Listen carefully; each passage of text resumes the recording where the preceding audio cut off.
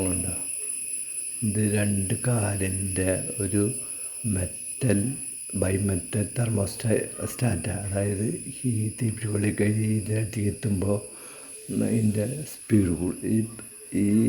ഇതിന് ഈ ചൂട് കൊടുക്കാണ്ട് ഇത് സപ്ലൈ ഇട്ട് കൊടുക്കുമ്പോൾ ഇത് തിരിയും.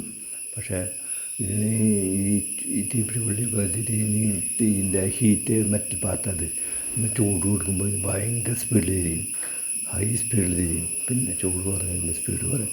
100 ഓംസിൻ്റെ ഹാഫ് വാട്ട് ഇട്ടാൽ മതി.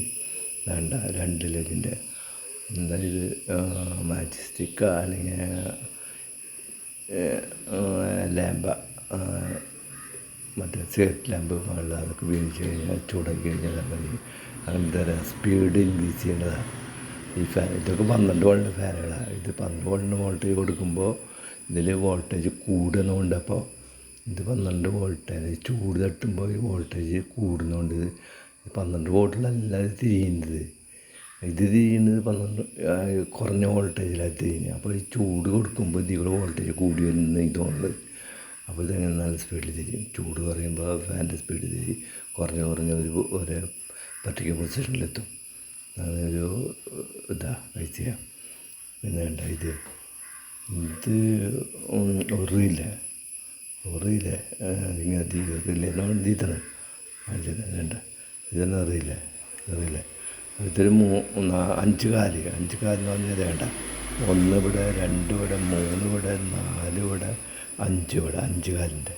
അപ്പോൾ ഇവിടെ നിന്ന് ഈ കാലിൽ നിന്ന് ഇപ്പുറത്തേക്ക് ഒരു കോയിൽ വേണ്ട. ഈ ചെമ്പ് കമ്പി പോലെ ഇരുമ്പിൻ്റെ ഇവിടേക്ക് കണക്ഷൻ കൊടുത്തേക്കുക. ഈ നടുക്കൊന്നുമില്ല. ഇവിടെ AC കൊടുത്താലും ഇതായിട്ടൊരു ബന്ധം വരില്ല, ഈ കോയിലായിട്ട് ബന്ധം വരില്ല.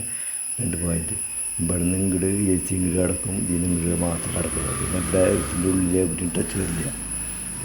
ഇതിമേ AC കൊടുത്താൽ നമുക്ക് ഇതിമ തൊടാം. ഇതിപ്പുറത്തൊക്കെ എന്നാലും കുഴപ്പമില്ല. ഇതിമ ഷോക്ക് അടിക്കും. ഇത് അങ്ങനത്തെ വേണ്ട. സപ്ലൈ നേരിട്ട് 12 വോൾട്ടിൽ കൊടുക്കുക സെൻറ്ററിൽ.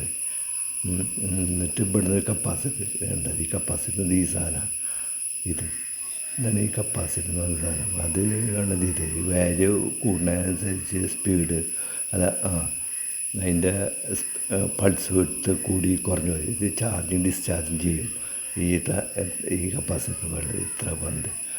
എന്നിട്ട് അപ്പോൾ ഇവിടെ കപ്പാസിറ്ററിൻ്റെ പൾസനുസരിച്ച് ഡിസ്ചാർജ് ഇത് ഇങ്ങോട്ട് അടിക്കും.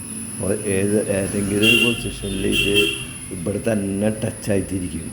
അപ്പോൾ സാധാരണ പൊസിഷനിൽ സപ്ലൈ ഇല്ലാത്തപ്പോൾ പിന്നെ ഈ പൾസ് വോൾട്ടേജ് കൊടുത്തിട്ട് ഈ കപ്പാസിറ്റർ ചാർജ് ഡിസ്ചാർജ് ആകുമ്പോൾ ഇത് ഇങ്ങോട്ട് അടിക്കും, ഇപ്പുറത്തേക്ക് അടിക്കും, ഇങ്ങോട്ട് അടിക്കും, ഇപ്പുറത്തേക്ക് ഇങ്ങനെ നിൽക്കും.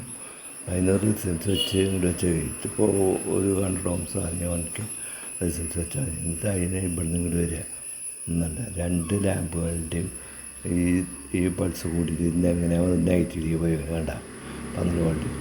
അപ്പോൾ ഇതിൽ ഈ പോസിറ്റീവ് ഇങ്ങോട്ട് കടന്ന് വരുമ്പോൾ ഇതിലേക്ക് അടിക്കുമ്പോൾ ഇങ്ങനെ വന്ന് നെഗറ്റീവ്. അപ്പോൾ ഈ ബൾബ് എത്തും. ഈ സെൻറ്ററിൽ നിന്ന് ഇവിടേക്ക് വരുമ്പോൾ ഈ പോസിറ്റീവ് ഇങ്ങനെ വന്ന് ഇതിലേക്ക് വരും.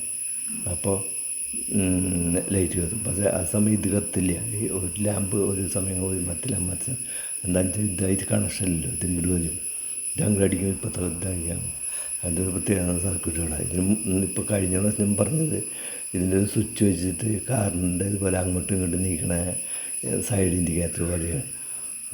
അങ്ങനത്തെ ഒരു